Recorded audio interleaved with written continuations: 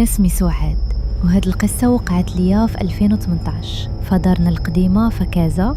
كنت ساكنة بوحدي من بعد ما مشاو خوتي للخارج وبابا وماما توفاو الله يرحمهم.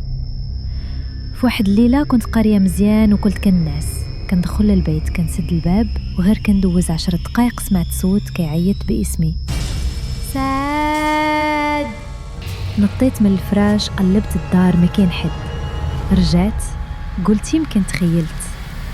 بعد شوية سمعت نفس الصوت بنفس نبرتي نفس طريقتي في الهضرة، ولكن ماشي أنا.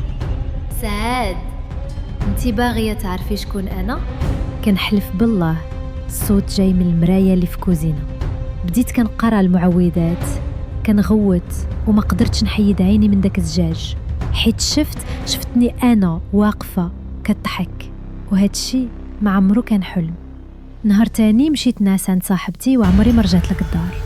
انا سعاد، وهاد اللي شفتو كيبقى في بالي كل ليله، حيت اللي كيشوف وجهو وكيهضر معاه ما كيعيش مرتاح من بعد. الا عشت شي تجربه مشابهه خلي ليا في الكومنت وسو لايك وبارطاجي القصه، حيت يمكن شي حد اخر كيعيش نفس الرعب دابا.